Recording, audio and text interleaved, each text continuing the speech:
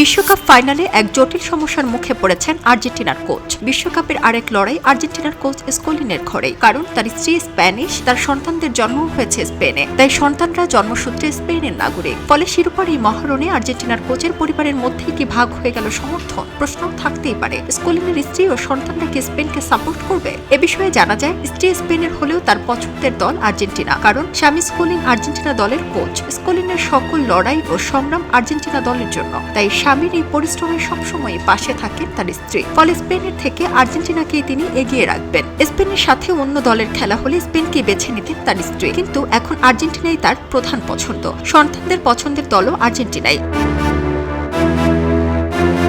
বিশ্বকাপ ফাইনালকে সামনে রেখে সংবাদ মাধ্যমের সঙ্গে আলাপকালে লিওনেল স্কলিন জানান, তার স্ত্রী এলিসা মন্টেরো এবং দুই ছেলে ইয়ান ও নোয়া এই ম্যাচে আর্জেন্টিনাকে সমর্থন করবে। তার ভাষায়, জাতীয় দলের দায়িত্ব পালন করতে গিয়ে তিনি কতটা চাপ, পরিশ্রম ও আবেগের মধ্য দিয়ে যান সেটি তার স্ত্রী খুব ভালো করেই বোঝেন। সন্তানরাও ছোটবেলা থেকে সেই বাস্তবতার সঙ্গে পরিচিত, তাই তারা বাবার পাশেই থাকবেন।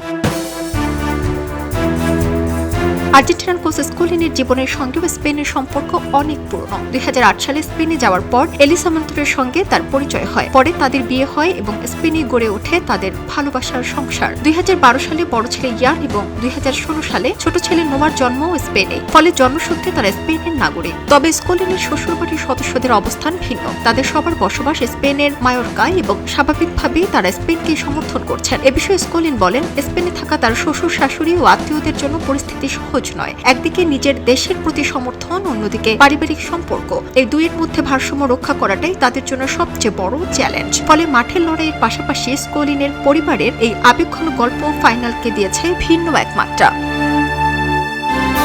সারা জেরিন, খবরের কাগজ, স্পোর্টস। খবরের কাগজ, নিখাদ, নির্ভীক, নিরপেক্ষ।